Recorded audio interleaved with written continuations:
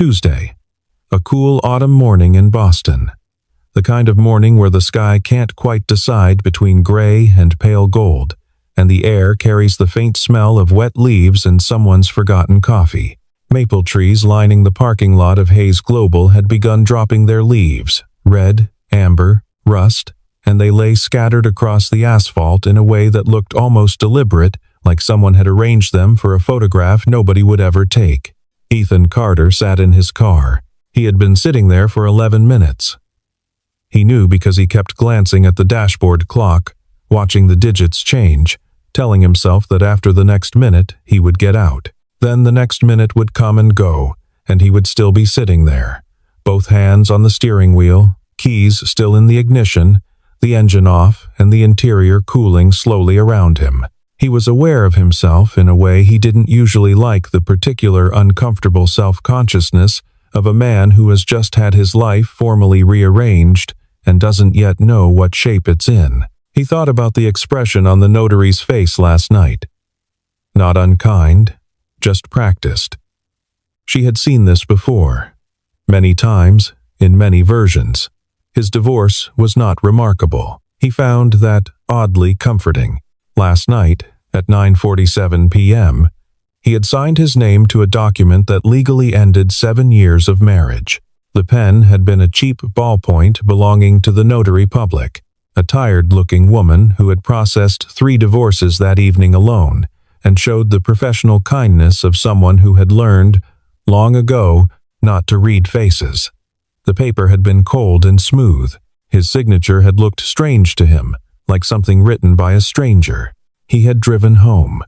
He had put Mia to bed.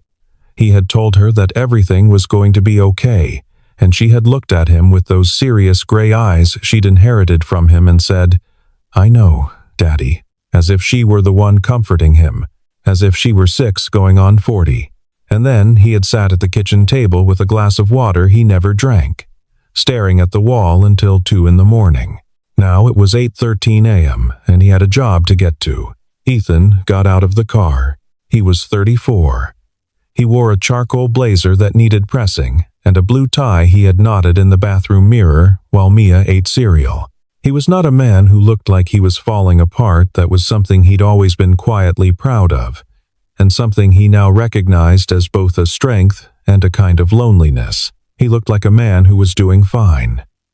So, people tended to assume he was. The lobby of Hayes Global was all marble and morning light. He nodded to the security guard, Marcus, who had worked the morning shift for the last 3 years, and always said, "You look sharp today, Carter," regardless of how Carter actually looked. Marcus said it this morning, too. Ethan almost laughed. He rode the elevator to the 14th floor with 2 colleagues from the digital analytics team, Jennifer Marsh and a newer hire whose name he kept forgetting, and neither of them looked at him in any particular way. The word had not spread yet, then. Or it had spread, and they decided not to acknowledge it. Either way, he was grateful. He made it to his desk. He opened his laptop. He stared at the screen. His inbox contained 42 unread messages. He read none of them. At 9:05, his desk phone rang. It was Clara, the executive assistant on the 30th floor.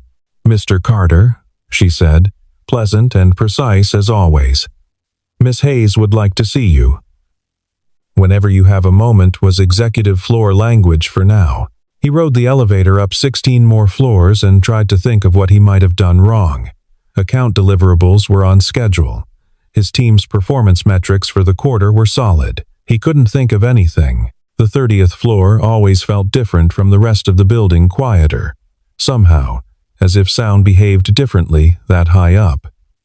Clara waved him through without a word. Victoria Hayes was standing at the floor-to-ceiling window that looked out over the back bay, her back to the door. She was 41 years old and had been the CEO of Hayes Global for 6 years, taking over from her father after his retirement in a transition that the business press had called either smooth or ruthless, depending on which publication you read. She was not particularly tall. She wore dark clothes almost always. Her hair was pulled back in the kind of way that suggested she had better things to think about than her hair. She heard Ethan enter and did not immediately turn around. For a moment, neither of them spoke. Ethan stood in the center of the room and watched the city below through her reflection in the glass, tiny, silver, arranged in its morning grid. Then she spoke. "You signed last night." It was not a question. Ethan felt something cold move through his chest. Yes. I noticed the absence from your calendar for this morning." She turned around then, and her expression was the one she always wore. Measured, clear-eyed, giving nothing away. "I didn't ask for an explanation. I don't need one. That's your business. Then why? I'm giving you the Sterling Group account." He looked at her. Sterling Group was the agency's most demanding client, a privately held investment firm with a difficult managing partner named Douglas Finch, who had cycled through 3 account leads in 18 months and was currently making noise about taking his business elsewhere. It was the kind of assignment that either made a career or ended one. "That account is in rough shape," Ethan said carefully. "I know. You've had senior people on it. I know that too." She walked to her desk and sat down, setting a thin folder on the surface between them. "I want you on it." He stood there for a moment, holding that. "Why me? Right now?" Victoria looked at him steadily.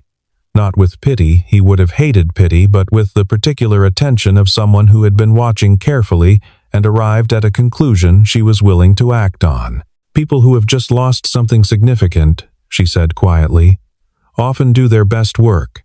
They have nothing left to protect. They stop being careful in the wrong ways." She said it the way she said everything, plainly, without apology or decoration. And it landed differently than he expected. Not as exploitation, more like acknowledgement. He left the 30th floor with the folder under his arm, and he stood in the elevator for a moment after the doors closed, alone, and felt something small and stubborn relight itself somewhere in his chest. He wasn't sure what to call it yet.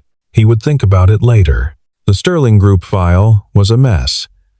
Not incompetently, the previous account leads had all been capable people, but chaotically, layered with half-finished strategies and conflicting notes and client feedback that seemed to contradict itself from one week to the next. Douglas Finch, he gathered, was a man who changed his mind frequently and respected those who pushed back on him, which none of the previous leads had been willing to do. Ethan spent 3 days reading everything. He made notes in the margins. He called